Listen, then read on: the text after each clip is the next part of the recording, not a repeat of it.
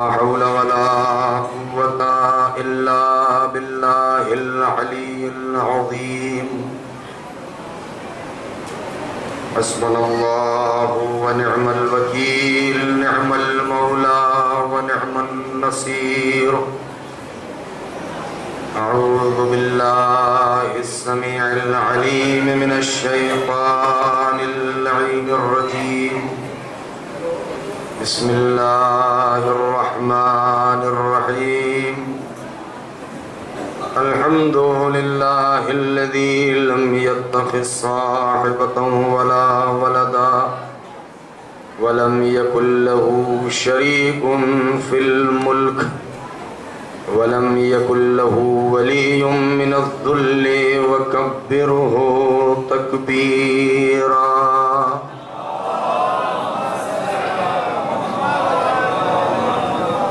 والصلاة والسلام والتحية والإكرام على النبي الأمي المكي المدني القرشي الهاشمي الأبطحي سيدنا ومولانا ومقتدانا وهادينا أبي القاسم محمد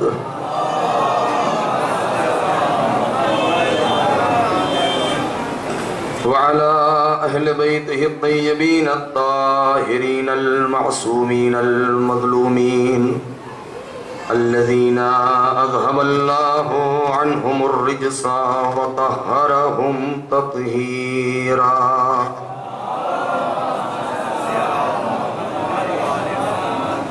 ولعنة الله على أعدائهم أجمعين من الآن إلى قيام يوم الدين. أما بعد، فقد قال الله الحكيم في كتابه الكريم: بسم الله الرحمن الرحيم. وجعلناهم أئمة يهدون بأمرنا وأوحينا إليهم فعل الخيرات وإقام الصلاة وإيتاء الزكاة وكانوا لنا عابدين. صلوات پر محمد وآل محمد.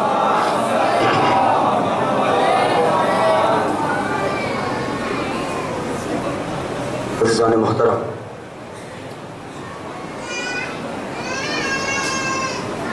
اس سلسلے کی یہ تقریباً آخری مجلس آیہ کریمہ کے ذیل میں مسلسل آپ سے ہم کلام رہنے کا شرف ملا ہے. مختلف پہلوؤں سے پر گفتگو ہو چکی ہے. نتیجہ گفتگو آپ کے سامنے عرض کرنا ہے.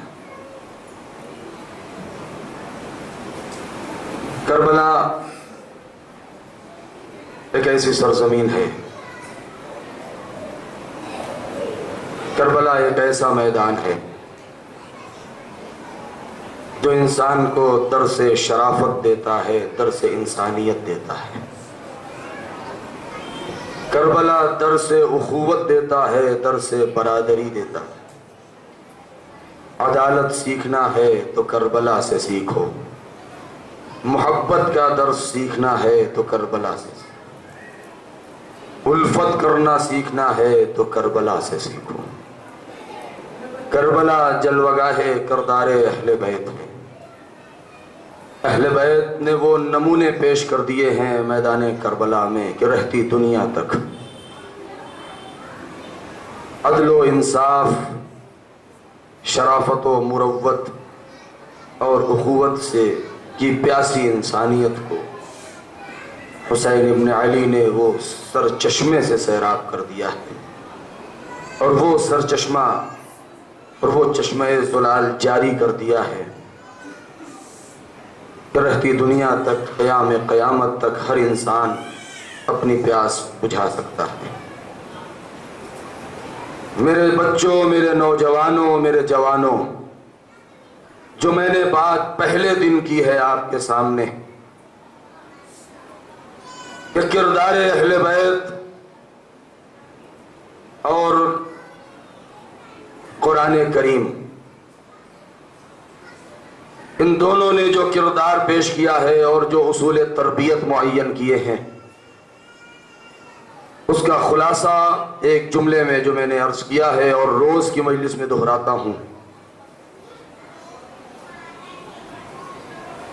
کہ فرشتوں نے پروردگار عالم کی بارگاہ میں یہی اعتراض کیا تھا اور یہی سوال کیا تھا جب خالق نے اس بات کا ارادہ اور اپنی مشیت اور اپنے منشا کا اظہار کیا کہ میں روئے زمین پر اپنا ایک جانشین اور اپنا ایک خلیفہ معین کرنے والا ہوں، تو فرشتوں نے یہی کہا تھا کہ ہم تو تیری تسبیح و تحلیل کر رہے ہیں، ہم تو تیری عبادت کر رہے ہیں۔ فرشتوں کی عبادت اپنے مقام پر، ملائکہ کی تسبیح و تحلیل اپنی جگہ،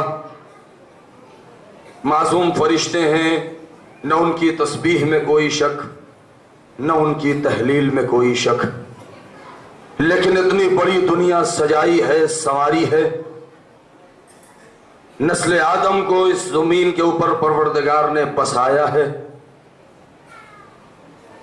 شاید اس کا راز یہ رہا ہو کہ اے میرے مقرب فرشتوں، تمہاری عبادتیں، تمہارے رکوع، تمہارے سجود اپنی جگہ، لیکن منشأ پروردگار یہ ہے کہ زمین کے اوپر ایک ایسا سجدہ کیا جائے جو سارے ثقلین کی عبادتوں کی آبرو بن جائے، جو سجدوں کی لاج رکھ لے، جو بندگی کا وقار بن جائے، اور اسی بندگی کے وقار سجدوں کی معراج کا نام ہے سجدہ شبیری۔ انہی عبادتوں کی معراج کا نام ہے سرزمین کربلا پر حسین کا وہ آخری سجدہ۔ پروردگار نے یہی کہا تھا جب فرشتوں نے کہا کہ اے میرے رب، کیا تو اس لیے بھیج رہا ہے کہ تاکہ یہ زمین پر خون ریزی کریں، ایک دوسرے کا خون بہائیں؟ تو خدا نے یہی کہا کہ انی اعلم ما لا تعلمون، جو میں جانتا ہوں وہ تم نہیں جانتے، یا اس کا ترجمہ یوں کیا جائے انی اعلم ما لا تعلمون، جو کچھ تم نہیں جانتے ہو وہ میں جانتا ہوں۔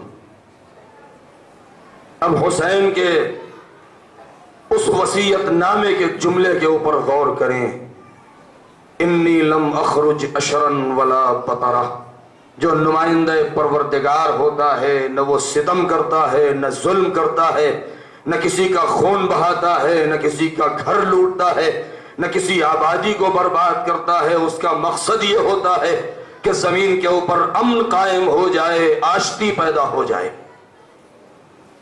لہذا اگر اس سلسلے کو ہم ملائیں تو وہی جملہ جو کربلا والوں نے جو ہمیں نتیجہ دیا ہے کہ اے دنیا والوں، نہ تم کسی کے اوپر ظلم کرو، نہ کبھی ظلم کو برداشت کرو، کیونکہ ظلم کو برداشت کرنا بھی ویسا ہی ہے جیسے ظلم کرنا۔ لہذا یہ آواز دی کہ تم خود بھی جیو اور دوسروں کو بھی جینے دو۔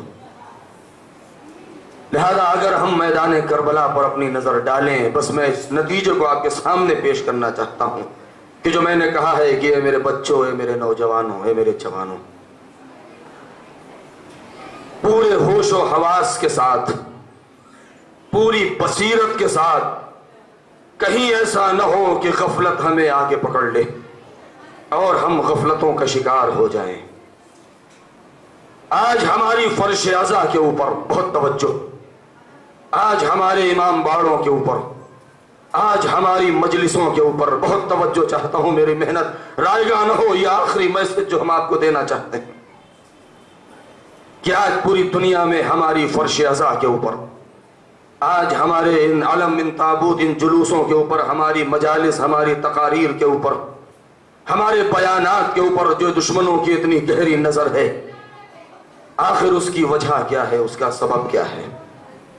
ہم جوش و جذبات میں حسین کا ماتم ضرور کرتے ہیں، سیدہ کو ان کے لال کا پرسہ ضرور دیتے ہیں، یقیناً بی بی ہم سے خوش ہوتی ہیں، ہمارے پرسے کو قبول کرتی ہیں، اس میں کوئی شک نہیں ہے۔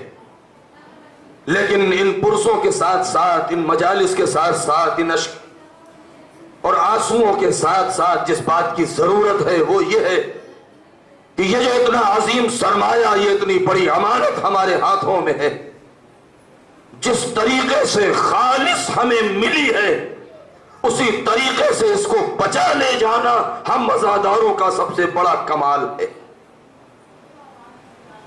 سب سے بڑا کمال ہے۔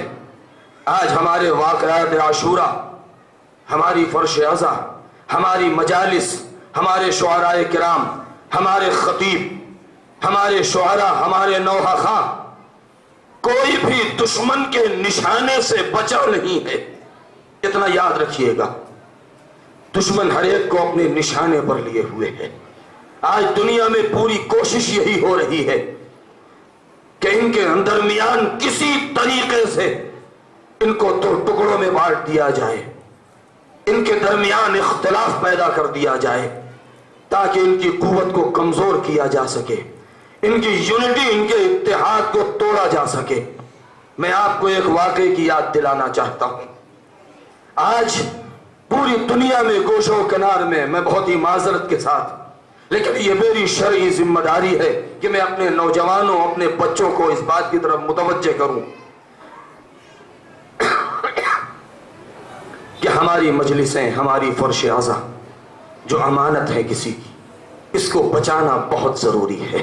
میں پھر کل والا جملہ کہوں کہ ہمارا گھر اجڑ جائے، ہمارا گھر نیلام ہو جائے، فرش عزا نیلام نہ ہونے پائے، فرش عزا نیلام نہ ہونے پائے۔ آج جو مختلف علاقوں سے جو یہ آوازیں اٹھ رہی ہیں، اس کی جڑ کہاں ہے؟ آج سے تقریباً 30 سال پہلے، 30-32 سال ہو چکے ہیں، بلکہ یہ جملہ کہنے سے پہلے میں آپ کے ذہن کو آمادہ کر دوں کہ ہم اور آپ پہچانے صرف مسلمان ہی نہیں کہ مسلمان پہچانے، نہیں، مسلمانوں کو تو پروردگار عالم قرآن مجید میں دعوت دے ہی رہا ہے کہ اپنی آنکھوں کو کھول لو، اپنے کانوں کو کھول لو، اپنے دل کے دروازوں کو کھول لو، اپنے ذہن کے دریچوں کو کھول لو، اور اس نے کہا ہے کہ تمہارا دشمن سب سے بڑا کون ہے اس کائنات میں؟ قرآن مجید نے جو سب سے بڑے دشمنوں کا ذکر کیا ہے، وہ ہمارے دشمن سب سے بڑے کون ہیں؟ یہود اور نصارہ۔ سورہ بقرہ کی آیت ہے کہ جس میں یہ اس بات کا اعلان ہوا ہے کہ وقالت اليہود لیست النصارى علی شیء وقالت النصارى لیست اليہود علی شیء وہم یتلون الکتاب۔ اتنا یاد رکھنا کہ یہودی کہتے ہیں کہ نصارہ جھوٹے ہیں، نصارہ کہتے ہیں کہ یہودی جھوٹے ہیں، اور دونوں ہماری ہی کتاب کی تلاوت کر رہے ہیں۔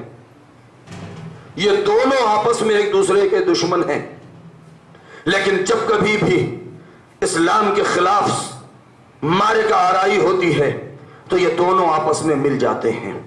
نہیں، صرف اسلام کے خلاف نہیں، جب کہیں بھی عدالت کے خلاف، انسانیت کے خلاف، جاہ و حشم کے خلاف، عزت و آبرو کے خلاف، عدالت کے خلاف، شرافت انسانی کے خلاف جب کہیں محاذ آرائی ہوتی ہے تو یہود و نصارہ سب سے پہلے نظر آتے ہیں۔ لہذا اس بات کو ذہن میں رکھیں، آج سے 30-35 سال پہلے یہ واقعہ 1982 کا ہے، 1982 کا واقعہ ہے۔ یہ میں اس لیے یہ واقعہ سنا رہا ہوں کہ تاکہ آپ ہوشیار رہیں کہ یہ فرش عزا کیا ہے، یہ واقعات کربلا کیا ہے۔ 1982 کا واقعہ ہے یہ، 81 یا 82 کا۔ اسرائیل کے کیپٹل میں، پائے تخت میں، اگر آپ اس واقعے کو انٹرنیٹ پر سرچ کرنا چاہیں تو مختلف زبانوں میں آپ کو وہ نتیجہ مل جائے گا۔ اسرائیل کے کیپٹل میں، پائے تخت میں، دارالحکومت میں، تل ابیب میں ایک کانفرنس بلائی گئی، اور اس کانفرنس کا ٹاپک کیا تھا، موضوع کیا تھا، عنوان کیا تھا؟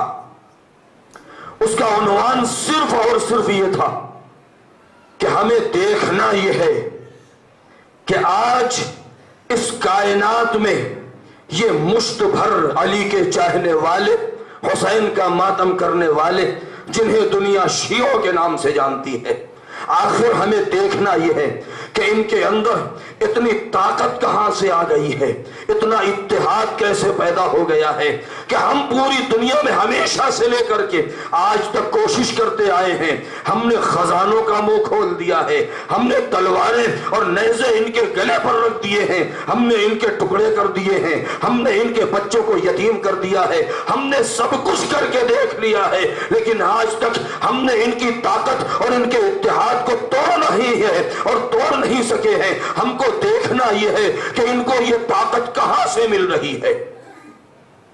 بہت توجہ چاہتا ہوں، ان کو یہ طاقت کہاں سے مل رہی ہے، یہ عنوان رکھا گیا۔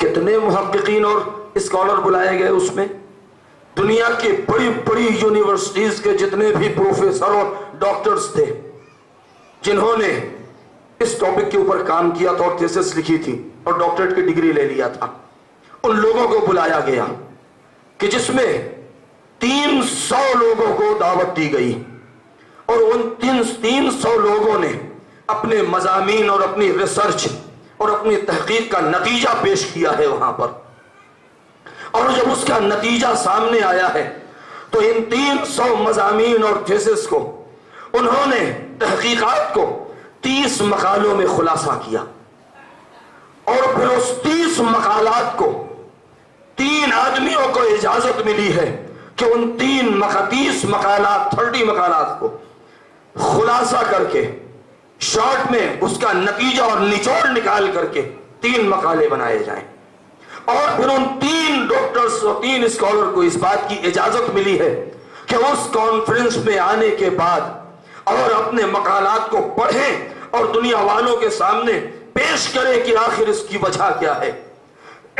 صرف یہی نہیں، پھر ان 3 مقالات کا خلاصہ کیا گیا ہے 2 سطروں میں، اور وہ نتیجہ کیا ہے، قسم خدا کی آپ حیرت میں پڑ جائیں گے، پوری دنیا انگشت پتندہ ہو گئی ہے کہ آخر یہ ان کو اتنی بڑی طاقت اور اتنی قوت مل کہاں سے رہی ہے کہ ان کے اندر نہ کوئی لالچ پیدا ہوتی ہے، نہ کسی کے اندر سے ان کے اندر خوف پیدا ہوتا ہے، نہ کسی حکومت سے ڈرتے ہیں، نہ کسی مال کے لالچ میں آج پڑتے ہیں۔ بہت غور سے سنیے گا، لہذا جب اس چیز کا نتیجہ پیش کیا گیا تو ایک محقق نے جا کے وہاں کے ٹریبون سے اور وہاں کے مائکروفون سے جس بات کا اعلان کیا ہے اس کانفرنس میں، وہ یہ ہے کہ جو مختلف میگزینز میں اس کے رزلٹ چھپے ہوئے ہیں، اور وہ یہ ہے کہ ہم نے اس بات کا نتیجہ نکال لیا ہے، سارے محققین اس بات کے اوپر متفق ہو گئے ہیں کہ ان کی یونٹی، ان کا پاور، ان کی طاقت یہ آئی کہاں سے ہے، کیونکہ کہتے ہیں کہ ان کے پاس 2 ایسی چیزیں پائی جاتی ہیں کہ جب تک یہ دونوں چیزیں ان کے اندر رہیں گی تب تک نہ ان کوئی طاقت ان کی یونٹی کو خراب کر سکتا ہے، نہ ان سے ان کے آنسوؤں کو چھین سکتا ہے، نہ فرش عزا کو چھین سکتا ہے، نہ ان کے اتحاد کو ختم کر سکتا ہے، نہ ان کی طاقت کو کمزور کر سکتا ہے۔ اور یہ 2 چیزیں کون سی ہیں؟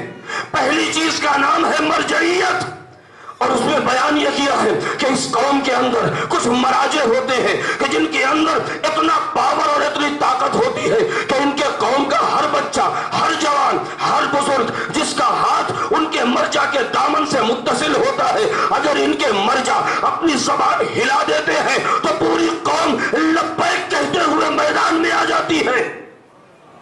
اور دوسری طاقت یہ ہے کہ ان کے یہاں ایک میدان پایا جاتا ہے، بہت توجہ چاہتا ہوں، ایک میدان پایا جاتا ہے کہ جس میدان کا نام ہے میدان کربلا، اور وہ دن، وہ سن 61 ہجری میں وہ واقعہ عاشور کے دن میدان کربلا میں ہوا تھا۔ اب یہ جملہ عجیب ہے، کہتے ہیں کہ اس قوم کے ہر بچے، ہر بوڑھے، ہر جوان کی سرخ نگاہیں اس میدان کربلا پر رکی ہوئی ہے، جب تک ان کی نگاہیں میدان کربلا پر رکی رہے گی دنیا لاکھ کوشش کر ڈالے، نہ ایٹم بم سے ڈرتے ہیں، نہ میزائل سے ڈرتے ہیں، کسی چیز سے نہیں ڈرتے ہیں۔ بہت توجہ چاہتا ہوں، جب یہ نتیجہ سامنے آیا ہے تو اب اس کے بعد پھر اس کی ترکیب سوچی جانے لگی، اور جب اس کی ترکیب سوچی گئی ہے تو ایک ہی طریقہ سامنے آیا ہے، اور وہ یہ ہے کہ اگر ان کے قوت کو ختم کرنا ہے تو دو کام کرنا پڑے گا۔ پہلا کام یہ ہے کہ ان کے جوانوں اور ان کے افراد کے ہاتھوں کو مرجعیت کے دامن سے دور کرنا ہوگا، اور دوسری چیز یہ ہے کہ ان کے جوانوں کی سرخ نگاہیں میدان کربلا سے ہٹانی پڑیں گی، کیونکہ جب تک یہ دونوں چیزیں پائی جاتی ہیں ہر زمانے کا یزید طیب بیعت کرتا رہے گا، لیکن ہر زمانے میں حسینیت اسی طریقے سے اٹھتی رہے گی۔ صلوات پڑھیں بر محمد و آل محمد۔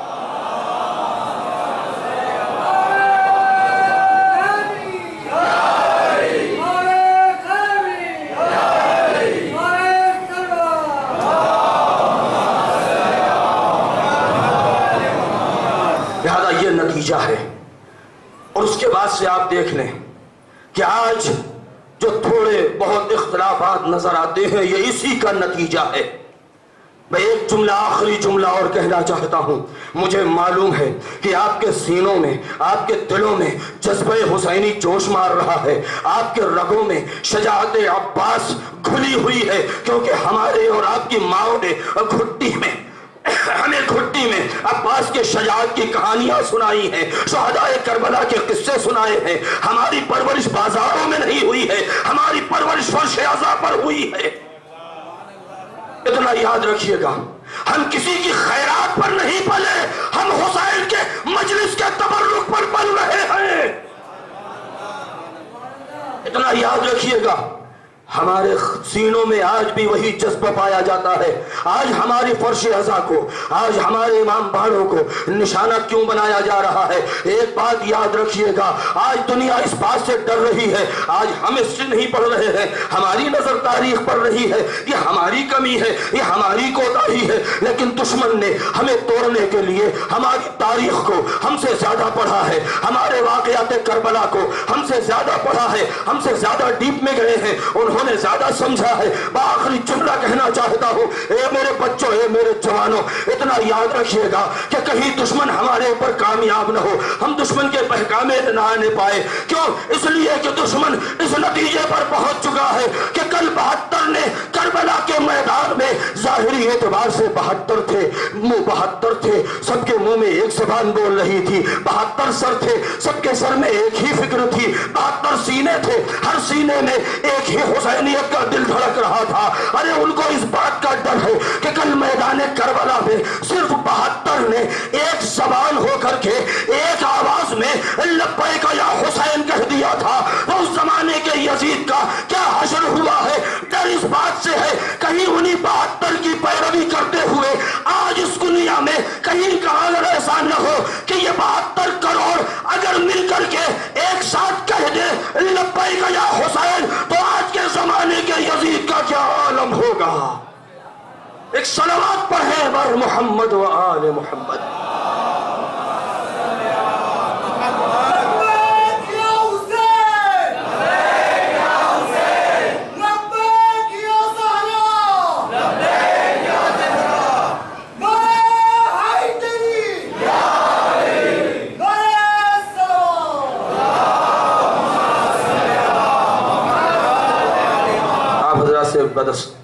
ادب گزارش ہے کہ ذرا آگے تشریف لے آئیں، کیونکہ مجھے حکم دیا جا رہا ہے، پیچھے جگہ نہیں ہے، آگے جگہ ہے۔ ایک صلوات میں بر محمد و آل محمد۔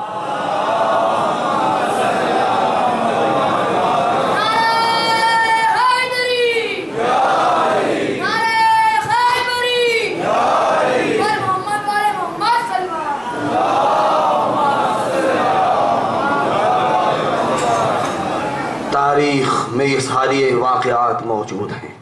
دشمن اسی بات سے ڈر رہا ہے کہ اس فرش عزا پر حقائق بیان ہوتے ہیں، یہاں پر حقیقت بیان ہوتی ہے، یہاں پر راز کھولے جاتے ہیں، لہذا ڈر ہے کہ کل سن 61 ہجری میں، آج سے 1400 سال پہلے، صرف 72 نے ایک زبان ہو کے کہہ دیا تھا لبیک یا حسین۔ اس زمانے کا اتنا بڑا آتنکواد، اتنا بڑا دہشت گرد یزید کہ جو پوری دنیا میں فتنہ و فساد پھیلانا چاہ رہا تھا، اس ایک 72 کے لبیک یا حسین کے سامنے ٹک نہ سکا۔ کہیں ایسا نہ ہو کہ ان کی اتباع میں آج 72 کروڑ مل جائیں اور کہہ دیں لبیک یا حسین، تو ہمارا کیا ہوگا؟ سارا نتیجہ یہ ہے۔ لہذا اس بات کی ضرورت ہے کہ ہم اپنے فرش عزا کے اتحاد کو برقرار رکھیں۔ کیوں؟ جب تک دامن اہل بیت ہمارے اندر ہے، ہمارے ہاتھوں میں ہے، جب تک محبت اہل بیت اور ولایت علی ہمارے سینوں میں ہے، جب تک اشک عزا ہماری آنکھوں میں ہے، جب تک ہم یا حسین کا نعرہ لگا کے ماتم کرتے رہیں گے، قسم خدا کی دنیا میں آج تک کوئی ایسا پیدا نہیں ہو سکا ہے، کسی کے اندر اتنی طاقت نہیں ہے جو ہمیں توڑ سکے۔ یہ پیغام ہے، اس کو جگائے رکھیں، بیدار رکھیں، اپنے اندر بصیرت کی ضرورت ہے۔ آج چاروں طرف سے جو آوازیں سن رہے ہیں، تک و توک لوگ مختلف انداز سے گفتگو کرتے ہیں، اتنا یاد رکھیے گا، بڑی ذمہ داری سے یہ بات کہہ رہا ہوں، اتنا یاد رکھیے گا کہ یہ ہمارے اور آپ کے درمیان جو افراد موجود ہیں، قرآن کے اعتبار سے خسرت دنیا والآخرہ ہیں، کیونکہ یہ دنیا میں بھی گھاٹا اٹھا رہے ہیں، آخرت میں بھی گھاٹا اٹھائیں گے۔ نہ دنیا کے ہیں نہ تو آخرت کے ہیں، کیوں؟ اس لیے کہ یہ بہکانے میں آ گئے۔ نہ تو انہیں مال دنیا ہی مل رہا ہے، نہ تو انہیں ڈالر ہی مل رہا ہے، نہ تو انہیں پاؤنڈ پر تولا جا رہا ہے، نہ تو ان کے سامنے خزانے کھولے جا رہے ہیں، اور بلا وجہ میں بہکانے میں آ گئے ہیں، چند سوالوں کے ذریعے سے گمراہ کر دیے گئے ہیں۔ تو دنیا میں بھی کچھ نہیں مل رہا ہے اور آخرت میں تو جہنم میں جائیں گے ہی۔ یہ پوری ضمانت اور پوری گارنٹی کے ساتھ یہ بات کہی جا سکتی ہے، اس میں کوئی شک نہیں ہے کہ آج جو اختلاف پیدا کرنے کی کوشش کی، کیوں؟ ان کے سینے محبت حسین سے، محبت علی سے خالی ہیں جو ایسی باتیں کرتے ہیں، کیونکہ جن کے دل محبت علی سے، محبت اہل بیت سے بھرے ہوئے ہیں، وہ کبھی بھی اختلاف کی باتیں نہیں کر سکتے، اتحاد ہی کی باتیں کریں گے۔ ایک صلوات پڑھیں بر محمد و آل محمد۔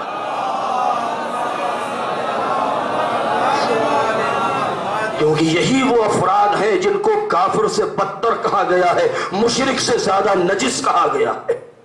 یہ کوئی معمولی بات نہیں ہے، یہ بھوت ڈالنا، یہ منافقت، کہ جو منافقت اور نفاق کفر سے زیادہ، شرک سے زیادہ بدتر ہے۔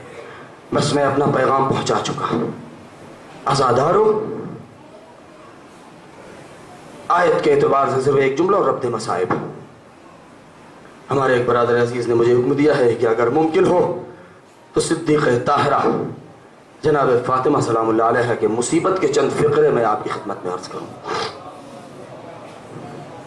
صداقت اگر ہم اپنے اندر، اے میرے بچوں، اے میرے جوانوں، اگر ہم اپنے اندر صداقت پیدا کر لیں، اپنے ضمیر کے اندر سچائی پیدا کر لیں، تو قسم ہے منبر رسول کی، ہمارے اندر وہ طاقت ہے کہ ہماری اس طاقت کو کوئی توڑ نہیں سکتا۔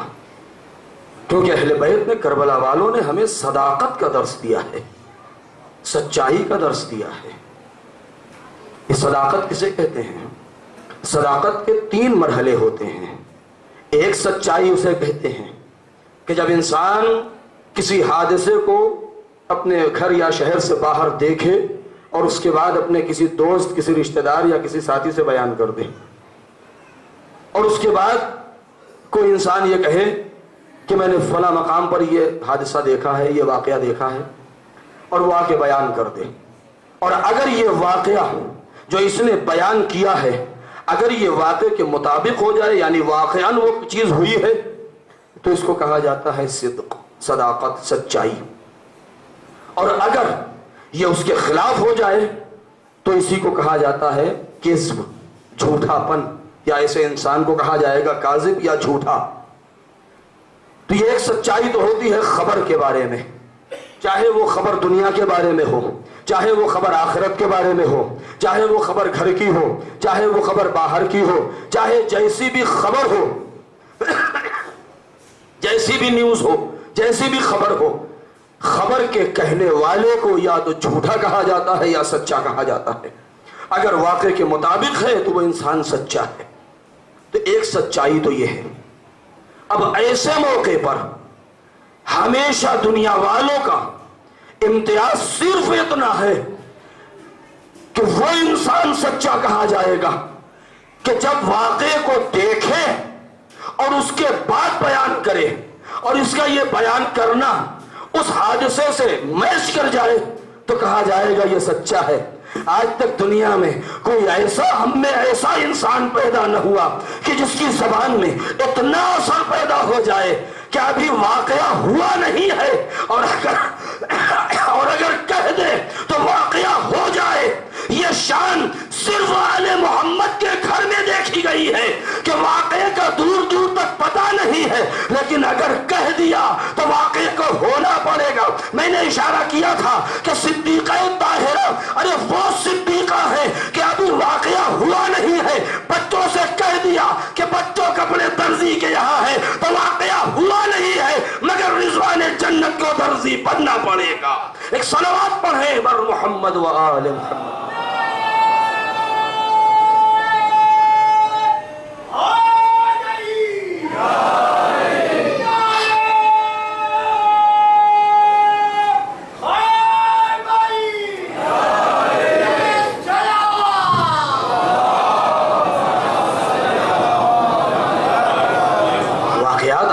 سنے ہیں، زیادہ واقعات بیان کرنے کی گنجائش نہیں ہے، ورنہ یہ معصوم زبان وما تشاءون الا ان یشاء اللہ، اے اہل بیت تمہاری مرضی وہی ہے جو میری مرضی ہے۔ آپ مشیت پروردگار کے بارے میں جانتے ہیں کہ ارادہ پروردگار کافی ہے کسی چیز کو وجود میں لانے کے لیے، مشیت اہل بیت کافی ہے کسی چیز کو وجود میں لانے کے لیے۔ یہی تو وجہ ہے کہ جب ایک مسخرے نے، مذاق اڑانے والے نے سر بزم، سر محفل آ کے چاہا کہ مذاق اڑائے امام کا، تو امام نے کیا کہا؟ ایک ہی جملہ تو کہا تھا، ارے تجھے شرم نہیں آتی مردوں کے درمیان بیٹھی ہے؟ اب اس سے زیادہ وضاحت کیا کروں؟ ایک صلوات پڑھیں بر محمد و آل محمد۔ اور اس ایک جملے سے انسان کی پوری دنیا بدل جائے، اسے کہتے ہیں صداقت۔ تو صداقت تو ایک سچائی جو خبر کے بارے میں ہے۔ دوسری صداقت کہتے ہیں کہ جب انسان کسی سے وعدہ کر لے، تو دوست آپس میں ایک دوسرے سے وعدہ کر لیں کسی مقام پر ملنے کا، کوئی کام کرنے کا، کسی بھی عنوان سے، تو اگر جس نے وعدہ کیا ہے وہ وقت پر وہاں پہنچ گیا اور اپنی کہی ہوئی بات پر اٹل رہا، تو اس کو کہیں گے یہ صادق الوعد ہے، یہ وعدے کا پکا ہے، اپنے وعدے میں سچا ہے، لہذا یہ صادق الوعد۔ اور تیسرا سب سے سخت جو ہے، پہلی صداقت سب سے آسان ہے کہ کسی خبر کو ایسے ہی بیان کر دینا جیسا دیکھا ہے، اس سے سخت معاملہ ہے وعدے کو نبھا دینا، وعدے کا پورا کر دینا، اور اس سے زیادہ سخت ہے کہ جس کی تیسری قسم کا نام ہے عہد، کہ جب انسان عہد کر لے۔ وعدہ دو انسانوں کے درمیان ہوتا ہے، عہد بندے اور خدا کے درمیان ہوتا ہے، کہ جب خدا سے کیے ہوئے عہد کو پورا کر دے تو اسے کہتے ہیں کہ اپنے عہد میں پکا ہے اور سچا ہے۔ اب میں ایک مثال دے کر کے بات ختم کر دوں کہ آل محمد کی شان صداقت تو دیکھیے کہ ہماری صداقت وہ ہے کہ آج کی بات کل ہم مکر جاتے ہیں، کہیں کی خبر کہیں پڑھ دیتے ہیں، کسی سے کیا ہوا وعدہ جب دل چاہا توڑ دیا، پروردگار کی بارگاہ میں قسم کھائی کہ میرے پالنے والے میرا کام ہو گیا تو تیری بارگاہ میں سجدہ شکر کروں گا، کام ہو گیا، خدا کو بھول گئے۔ لیکن آل محمد کی شان صداقت کیا ہے کہ جو سچے ہیں تو ایسے کہ واقعہ نہیں ہوا ہے اور اگر کہہ دے تو واقعے کو ہونا پڑے گا۔ وعدوں میں سچے ایسے کہ جان چلی جائے وعدہ کیا ہے تو اسے پورا کرنا ہے. عہد پروردگار ایسا کہ اگر بچپنے میں عہد طفلی ہے، اگر خدا کی بارگاہ میں وعہد کر لیا ہے تو گھر لٹ جائے مگر اسے پورا ہونا ہے. آج تک اس پوری کائنات میں بہت سے سچے گزرے ہیں، ایسا نہیں ہے کہ سچے لوگ نہیں گزرے ہیں. ہماری اس بزم میں اکثر لوگ سچے ہیں، نہیں سارے لوگ سچے ہیں، سب سچے ہیں، صاحبان ایمان ہیں. لیکن ایسے سچے، میں نے دن کی مجلس میں اشارہ کیا تھا کہ ایسے سچے آج تک آپ نے دیکھا اگر کسی نے ہم سے آگے کوئی بات کہی اور اس کے بعد ہم نے وعدہ کر لیا اور اس کے بعد ذرا سا کرنسی اپ ڈاؤن ہو گئی اور دوسرے دن جب معاملہ ہوا اور اس کے بعد جب ہم سے کوئی آگے کہنے لگا تو ہم کیا کہتے ہیں؟ مکر جاتے ہیں. ارے وہ تو میں نے کل کہا تھا، کل ماحول دوسرا تھا، آج حالات بدل گئے ہیں. بہت توجہ چاہتا ہوں، یہ ہے ہماری حالت. یہ ہم اپنے سے مثال دے رہے ہیں. اگر ہم نے کوئی بات کہی آپ سے اور اس کے بعد کل آ کے آپ ہمارے دوست سے کہیں کہ بھائی مولانا یہ بات کہہ کے گئے ہیں، تو ہمارا دوست یہی کہے گا کہ وہ مولانا نے کہی ہے، اس کی ان کی بات کا تعلق مجھ سے کیا ہے؟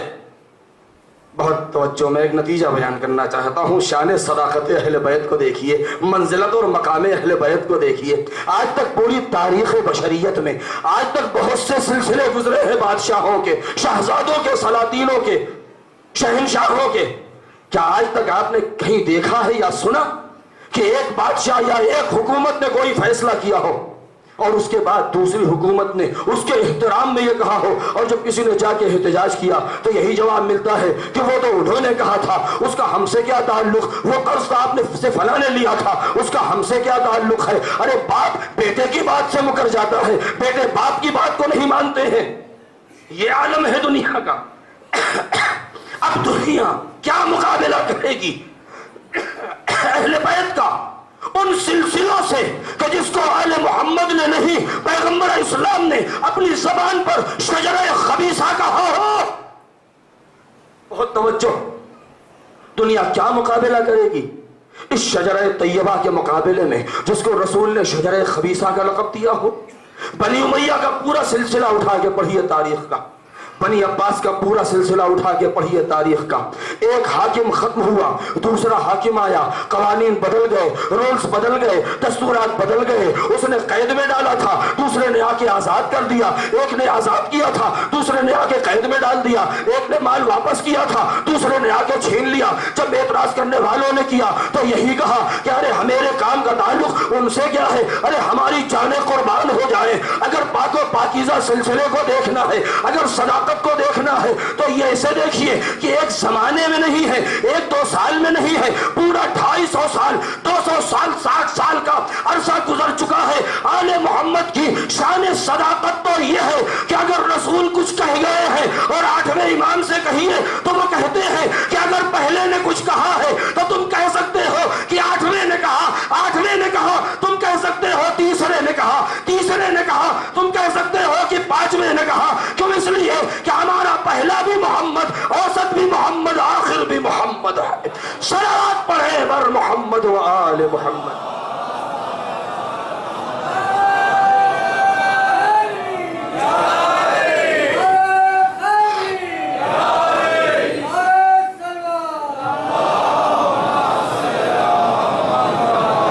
شان صداقت ہو تو ایسی ہو. روایتوں میں ہے کہ اگر آپ کو نہیں معلوم نام اور یہ معلوم ہے کہ حدیث کس کی ہے، رسول نے کہا ہے، آپ کہہ سکتے ہیں کہ 8ویں امام نے کہا ہے. 8ویں امام کی کوئی حدیث ہے، آپ کہہ سکتے ہیں کہ امام حسین نے فرمایا ہے. امام حسین کی کوئی حدیث ہے، آپ کہہ سکتے ہیں کہ امام صادق علیہ السلام نے فرمایا ہے.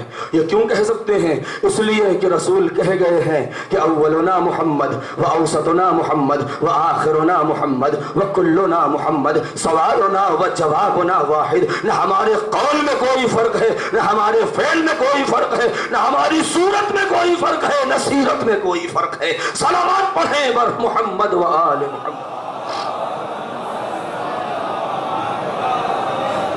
یہ ہے صداقت.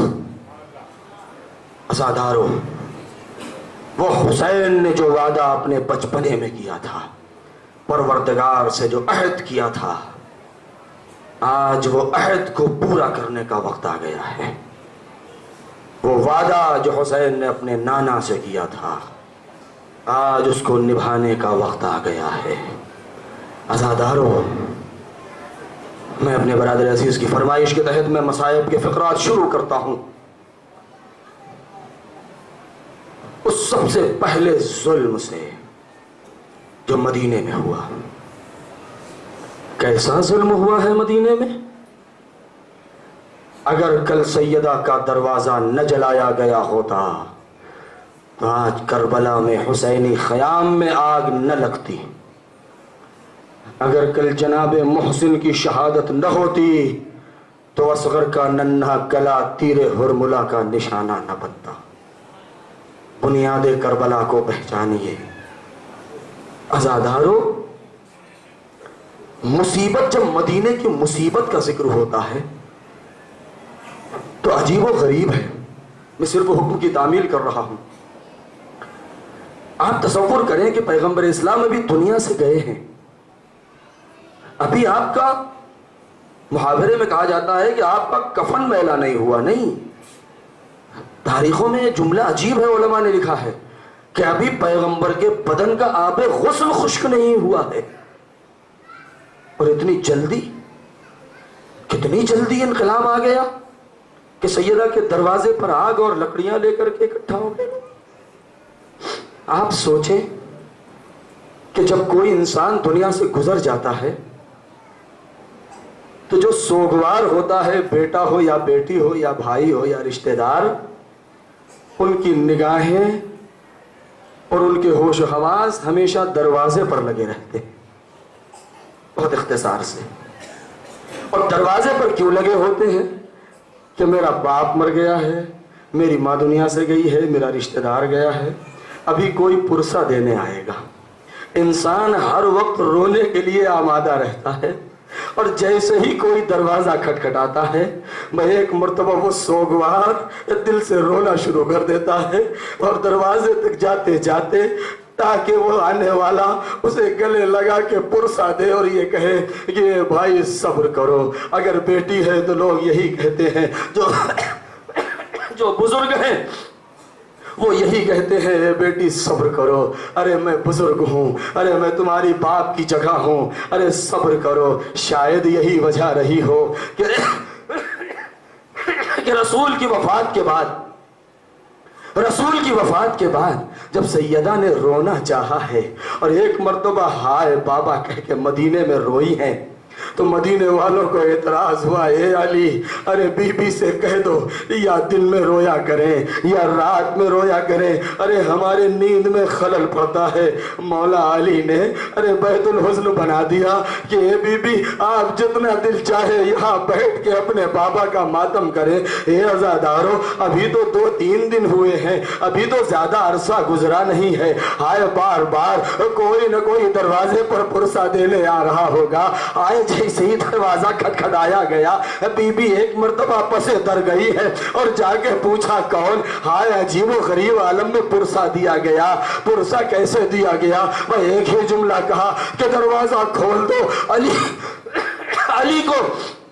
علی کو گھر سے باہر نکال دو ورنہ آگ لگا دی جائے گی۔ بی بی نے یہی کہا، ہائے کیا تم اس گھر میں آگ لگا دو گے جس میں میرے چھوٹے چھوٹے بچے حسن و حسین، زینب و ام کلثوم ہے؟ ہائے زینب نے اپنا جلتا ہوا گھر پہلی بار خیمے میں کربلا میں نہیں دیکھا۔ ہائے زینب نے تو بچپنے میں اپنا گھر کا جلتا ہوا دروازہ دیکھ لیا تھا۔ جیسے ہی سیدہ نے ایک مرتبہ کہا کہ ارے میں دروازہ نہ کھولوں گی، علی کو گھر سے باہر نہ نکالوں گی، تاریخ کے عجیب فقرات ہیں کہ جب ادھر سیدہ ارے دروازے کے پیچھے تھی کہ مدینے میں 2 ہی چیز بلند ہوئی۔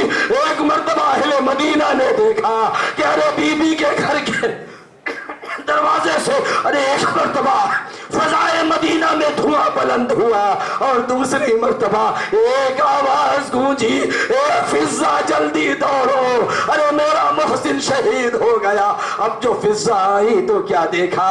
ارے یادگار رسالت زمین پر ہے، یا گار رسالت زمین پر ہے، ہائے فضا کا وہ بیان، یا امام حسن علیہ السلام کا وہ بیان عجیب درد مند انداز میں ہے۔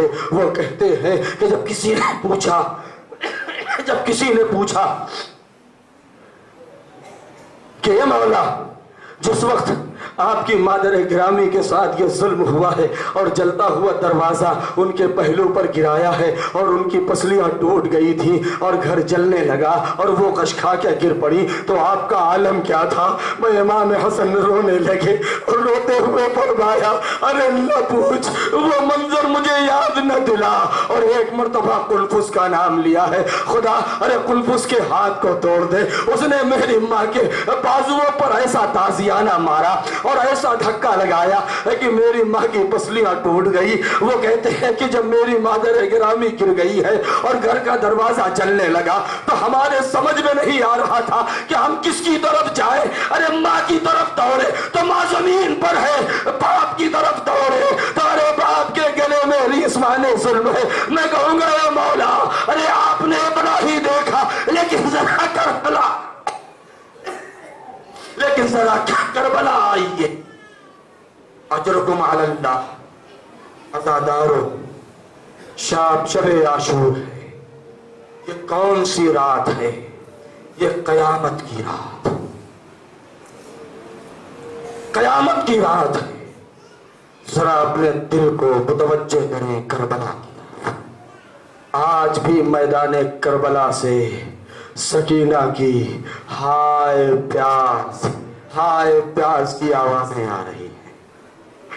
عزادارو، الفاظ میں اتنی گنجائش نہیں کہ جس شب عاشور کے ان مناظر کی عکاسی کر سکے اور بیان کر سکے۔ صرف ایک دو مناظر بیان کر کے آپ کی زحمت تمام کرنا ہے۔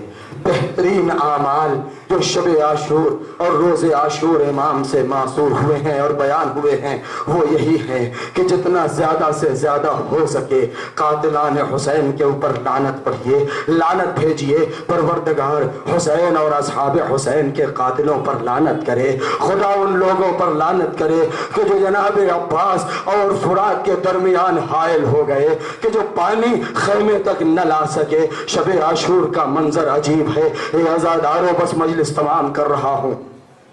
شب عاشور کا منظر عجیب ہے۔ ایک مرتبہ عاشور 9 محرم کا سورج ڈوب چکا ہے، رات کا اندھیرا چھا چکا ہے، نماز مغرب اور عشاء سے اصحاب اور حسینی فارغ ہو چکے ہیں کہ ایک مرتبہ اپنے اپنے خیموں میں ہے۔ راوی کہتا ہے کہ شب عاشور خیام حسینی سے ایسی آواز آ رہی تھی جیسے شہد کی مکھیوں کے چھتے سے ان کی آوازیں آتی ہیں، تسبیح تحلیل کی آوازیں ہیں۔ مائیں اپنے اپنے نونہالوں کو اپنے سامنے بٹھائے ہوئے علی کے جنگ کی داستان سنا رہی ہیں۔ اے میرے شیرو، اے میرے شہسوارو، اے میرے بچوں، ارے کل قربانی کا دن ہے، کل تمہیں مولا کے اوپر قربان ہو جانا ہے۔ ہائے رباب اصغر کا جھولا جھلا رہی ہے، اصغر کو رباب نے کیسے بہلایا ہوگا۔ ہائے جس کی ماں کا دودھ خشک ہو چکا ہو، ہائے وہ بچہ ارے جس کو دودھ نصیب نہ ہو، جسے پانی نصیب نہ ہو۔ سکینہ کا عالم یہ ہے کہ کبھی پیاس سے بلک جاتی ہے، کبھی بچوں سے اپنے دل کو بہلاتی ہے۔ جب برداشت نہیں ہوتا ارے اپنے بھیا ننھے بھیا اصغر کے جھولے کو جھلانے لگتی ہے۔ اے میرے بھیا اصغر، ارے میں بھی پیاسی ہوں، ارے تو بھی پیاسا ہے۔ اجرکم علی اللہ۔ عزادارو، ارے کھل کے روئیے، عزادارو کھل کے روئیے۔ میں ایک حدیث بیان کروں۔ چھٹے امام نے اپنے گھر میں مجلس کیا، بہت توجہ سے سنیے۔ چھٹے امام نے اپنے گھر میں مجلس برپا کی، اپنے جد کی فرش عزا بچھائی۔ خطیب سے کہا، اے خطیب، اے ذاکر، ارے تو جا منبر پر میرے جد کی مصیبت اور کربلا کے مصائب کو بیان کر۔ خطیب منبر پر گیا اور ایک مرتبہ مصیبت بیان کرنا شروع کر دیا۔ امام بیٹھے ہیں، ہاتھ میں رومال ہے، سر جھکائے ہیں، سر جھکائے ہیں، روتے جا رہے ہیں۔ پہلو میں امام کا سب سے قریبی چاہنے والا جس کا نام ہے ابو بصیر آ کے بیٹھ گئے۔ امام بھی رو رہے ہیں، ابو بصیر بھی رو رہے ہیں، خطیب کبھی علی اکبر کی جوانی کا تذکرہ کر رہا ہے، کبھی عباس کے کٹے شانوں کو بیان کر رہا ہے، کبھی چلتے خیام کا منظر بیان کر رہا ہے، امام دہاڑے مار کے رو رہے ہیں، ابو بصیر بھی رو رہے ہیں۔ ایک مرتبہ امام صادق نے متوجہ ہو کر کے ایک مرتبہ ابو بصیر کو پکارا، ایک مرتبہ کہا ابو بصیر رونے میں مصروف تھے نہ سن پائے، دوسری مرتبہ کہا ابو بصیر، پھر متوجہ نہ ہوئے، تیسری مرتبہ کہا ابو بصیر، جیسے ہی کان میں آواز گئی ایک مرتبہ تڑپ گئے، اے مولا کیا بات ہے؟ کہا ابو بصیر تم رو نہیں رہے ہو؟ ہائے میرے جگ کی مصیبت پڑی جا رہی ہے، تم رو کیوں نہیں رہے ہو؟ ارے آنکھوں سے رومال ہٹایا، کہا اے مولا ارے دیکھیے رو تو رہا ہوں، میری پوری صورت میری داڑھی آنسوؤں سے تر ہے۔ امام نے کیا کہا؟ اے ابو بصیر ارے ایسے نہ رو، ارے ایسے رو، ہائے حسینہ کہہ کے رو، ارے جیسی میری ماں اپنے پہلوؤں کو تھام کے مقتل کی زمین پر بیٹھی اپنے لال کا ماتم کر رہی تھی۔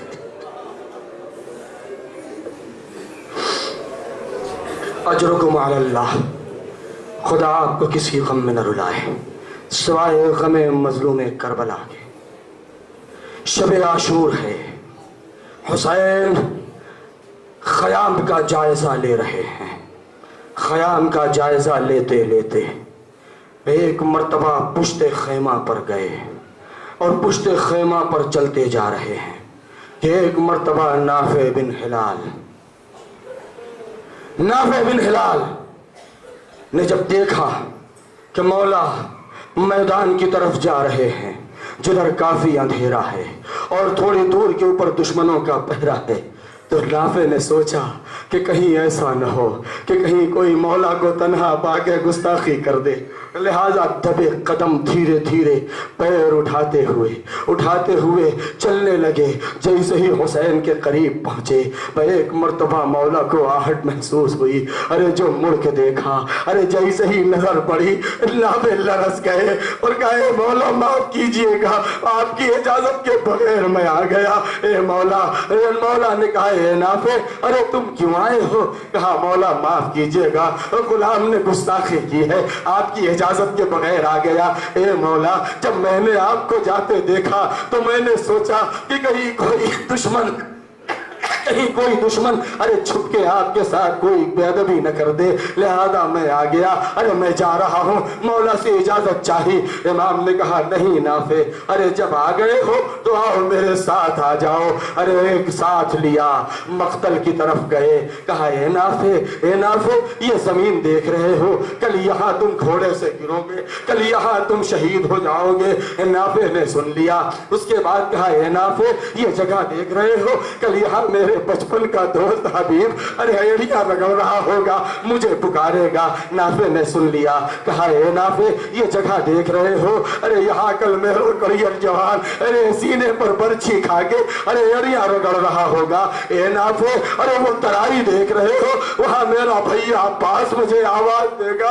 اے نافع یہ جگہ دیکھ رہے ہو، ارے کل 6 مہینے کے اصغر کو اپنے آغوش میں ارے حسین بیان کرتے جا رہے ہیں، لیکن نافع کوئی جواب نہیں دے رہے۔ ایک مرتبہ مڑ کے دیکھا، کہا نافع ارے نافع، جیسے ہی نافع آواز سنی کہا اے مولا کیا بات ہے؟ کہا میں کچھ بتا رہا ہوں تم سن نہیں رہے ہو۔ آنکھوں سے آنسو جاری ہو گئے، کہا اے مولا ارے میں سن تو رہا ہوں لیکن کیا کروں، ہائی اس جگہ جب پہنچا ہوں تو اس نشیب سے کسی بی بی کے رونے کی آواز آ رہی ہے جو یزید درد مند انداز میں رو رہی ہے، ہائے حسینہ ہائے حسینہ۔ نافع نے کہا اے نافع ارے واپس چلے جاؤ، ارے یہ میری ماں فاطمہ ہے۔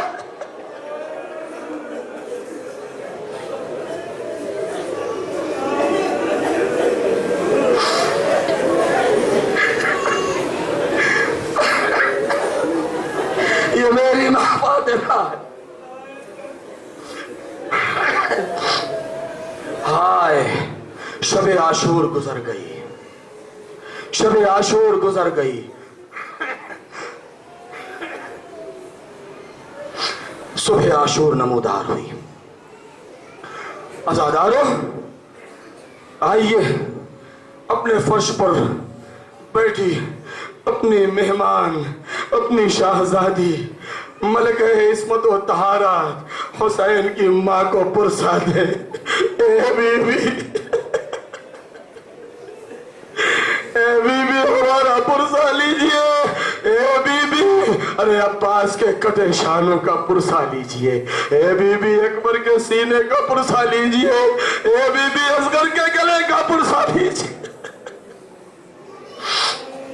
اجرکم علی اللہ۔ صبح عاشور نمودار ہوئی، ہائے رات بھر کے بھوکے پیاسے، رات بھر تڑپتے ہوئے بچے، 3 دن کے بھوکے پیاسے بچے، صبح عاشور نمودار ہوئی۔ ایک طرف تکبیر کی آواز ہے، دوسری طرف نقارہ جنگ بجایا جا رہا ہے، ایک طرف سے تیروں کی بارش ہے، ایک طرف سے حسین کے اصحاب ہیں جو سینہ سپر ہیں، ایک ایک کر کے میدان میں جا رہے ہیں۔ یہی تو وجہ تھی کہ حسین نے کہا تھا انا قتیل العبرا، ہائے مجھے رلا رلا کے مارا گیا، کبھی عباس کے لاشے پر رلایا گیا، کبھی قاسم کی میت پر رلایا گیا، کبھی 6 مہینے کی جان کو اپنے ہاتھوں پر حسین لے کے رو دیے، ہائے کیسے نہ روتے، ہائے حسین کے اوپر اتنی مصیبت ہے۔ اے عزادارو، ارے ایک لمحہ وہ آیا کہ جب حسین ارے خیمے کے اندر آئے ہیں اور ایک مرتبہ اپنے جوان لال کے سرہانے بیٹھ جاتے ہیں۔ اے عزادارو، اپنے جوان لال کے سرہانے بیٹھ گئے۔ دستور دنیا تو یہ ہے کہ جب باپ ارے دنیا سے جا رہا ہو تو جوان بیٹا سرہانے ہو، باپ وصیتیں کرے، لیکن حسین اپنے لال سید سجاد کے سرہانے ارے وصیتیں کر رہے ہیں۔ اے میرے لال، جب قید شام سے چھٹ کے جانا تو میرے شیعوں کو میرا سلام کہہ دینا، شیعتی مہما شربتم ما عصب فاسکنونی او سمیتم بغریب او شہید فاندبونی لیتکم فی یوم عاشورا جمیعا تنظرونی کیف استسقی لطفلی فابوا ان یرحمونی۔ اے میرے لال، ارے کہنا کہ جب ٹھنڈا پانی پیے تو میری میری پیاس کو یاد کر لے، اور اے میرے لال اتنا ضرور کہہ دینا کہ جب عاشور کا دن ہوگا تو اتنا یاد کرے، اے میرے چاہنے والوں، کاش تم کربلا میں ہوتے تو دیکھتے کہ میں اپنے 6 مہینے کی جان کے لیے کس طریقے سے پانی مانگ رہا تھا۔ اجرکم علی اللہ۔ ارے حسین وصیتیں کر رہے ہیں، عابد بیمار نے کوہنیوں کا سہارا لیا، ایک جملہ کہا اینا اینا عبی العباس، ارے چچا عباس کہاں ہے؟ حسین نے کہا مارے گئے۔ کہا ارے بھیا اکبر کہاں ہے؟ حسین نے کہا قد قتل، ارے قتل کر دیے گئے۔ ایک ایک کو پوچھتے رہے، حسین نے سب کے بارے میں کہا اے میرے لال، مردوں میں میرے اور تیرے علاوہ کوئی باقی۔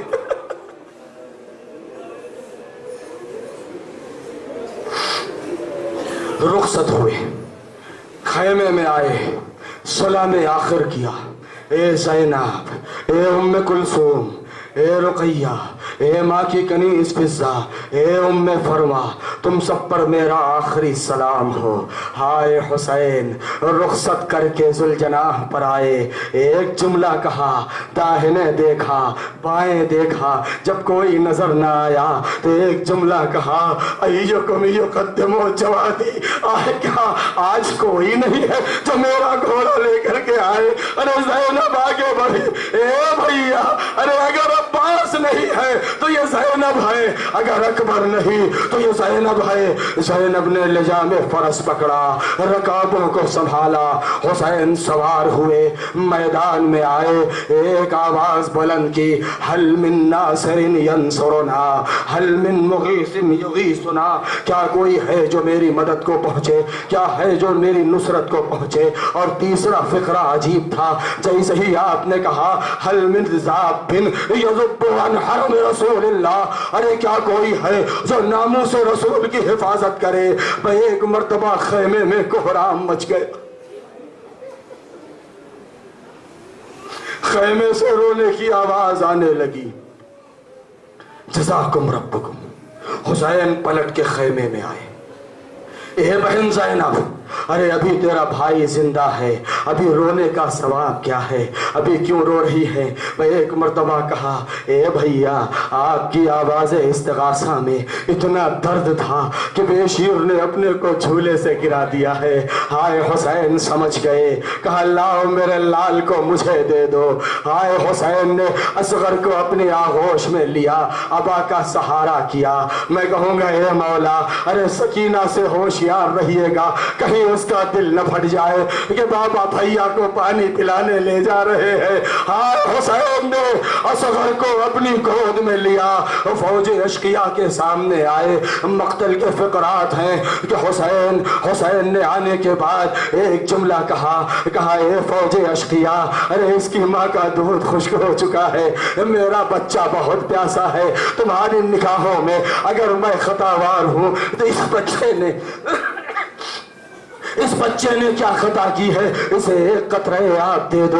हाय हुसैन ने जो जुमला इरशाद फरमाया है आप सुनते आए हैं। हुसैन ने कहा अमा तरौनहु कैफा यतलज़्ज़ात शाना, हाय तुम नहीं देख रहे हो ये प्यास से कैसे तड़प रहा है। हमने हमेशा सुना है कि लफ्ज़ तलज़्ज़ी किसे कहते हैं, मछली के बारे में ये लफ्ज़ इस्तेमाल होता है कि जब पानी से निकाल दी जाती है तो तड़पती है और उसके बाद अपने परों को हिलाती है और फिर उसके बाद सिर्फ अपने दुम को हिलाती है, और जब ताकत खत्म हो जाती है और चापलब हो जाती है तो कभी मुंह को खोलती है कभी बंद कर लेती है। हुसैन ने कहा अरे तुम नहीं देख रहे हो मेरा बच्चा इतना प्यासा है, इतना चापलब है कि कभी मुंह को खोलता है कभी बंद कर लेता है। अरे अब असगर के अंदर हाथ पैर फेंकने की ताकत नहीं रह गई। अजरुकुम अलल्लाह। अरे हुसैन ने एक मर्तबा अबा का दामन हटाया, असगर ने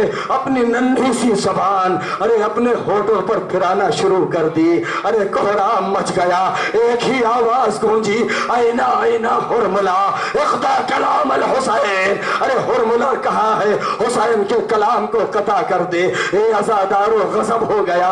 अरे हुरमुला लश्कर से बाहर निकला। मैं कहूँगा ए हुरमुला, अरे जरा बच्चे के गले को तो देख, अरे अपने तीर को तो देख, अरे 3 बल का तीर। अज़ादारो कयामत आ गई। अरे 3 बल का तीर चिल्ले कमान में जोड़ा, अरे सनसनाता हुआ तीर चला, अरे असगर के गले पर लगा, हुसैन के बाजुओं में दराया। हुसैन ने एक फिक्रा कहा, अरे रावी कहता है फनक़लब अस्सबी अला यदैल इमाम, अरे तीर इतना भारी था कि बच्चा बाप के हाथों पर पलट गया।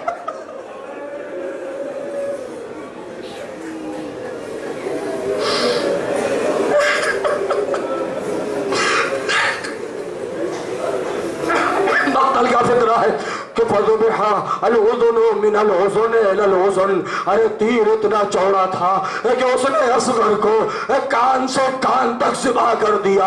हाय हुसैन एक मर्तबा अरे हैरत से देखते रहे ये क्या हो गया। हाय नन्ही सी जान है, तीर पैवस्त है। हुसैन तीर निकाले तो कैसे, तीर निकाला, अरे चुल्लू में खून को लिया। 5वें इमाम कहते हैं कि मेरे जद ने लहूफ में ये रवायत 5वां इमाम कहते हैं कि जब मेरे भाई मेरे चलने चचा असगर के मैयत को हुसैन मेरे जद अपने हाथों पर लिए थे और एक मर्तबा चुल्लू में खून को लिया है और आसमान की तरफ फेंक दिया है जिसका एक कतरा भी जमीन पर ना आया।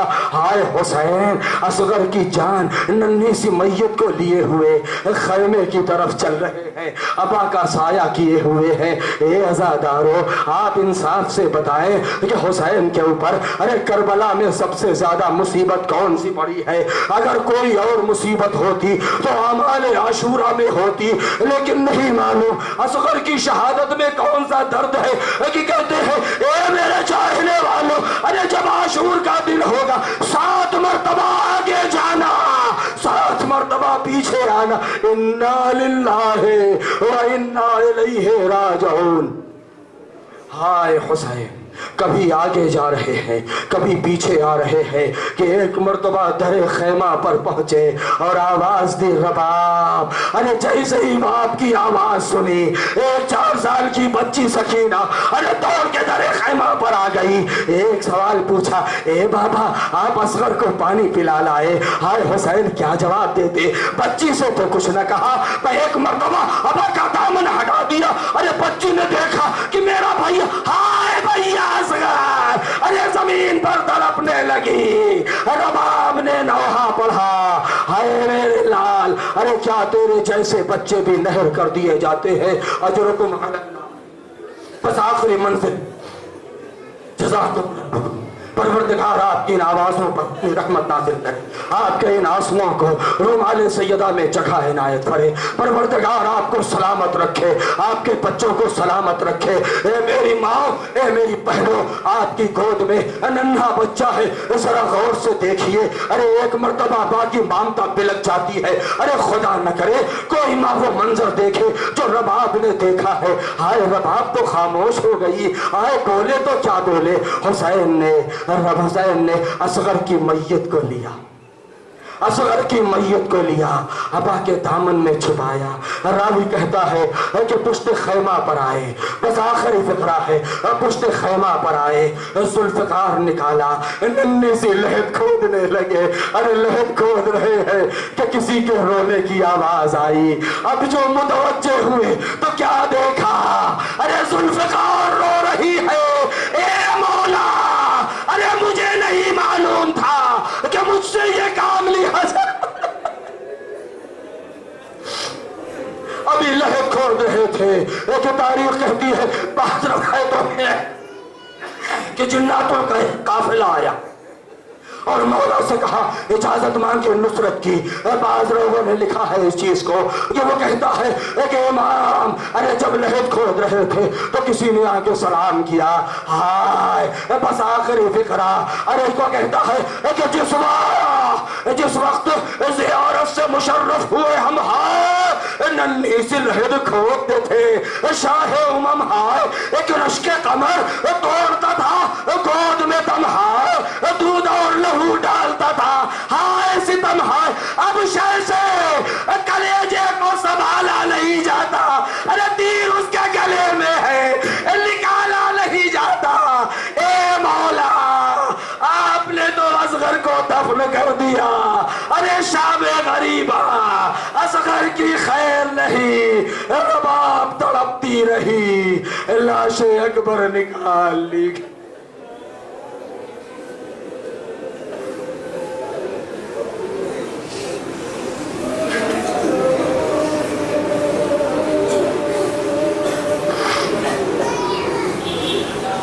الا لعنت اللہ علی القوم الظالمین وسيعلم الذین ظلموا ای منقلب ینقلبون. الہی بحق الزہرا وابیہا وبعلہا وبنیہا والسر المستودع فیہا. پالنے والے ہماری اس عبادت کو قبول فرما. پروردگار ہمارا پرخلوص سلام جناب رباب کی خدمت میں پہنچا دے. پروردگار ہمارے جو مرحومین دنیا سے گئے ہیں شہدائے کربلا کے ساتھ محشور فرما. جو مریض ہیں ان کو شفا مرحمت فرما. جو بے اولاد ہیں ان کو اصغر کے صدقے میں صاحب اولاد فرما. امام کے ظہور میں تعجیل فرما. ہمیں ان کے مددگاروں میں شمار فرما. ربنا تقبل منا انک انت السمیع العلیم. آپ حضرات کا اعلان سماعت فرما.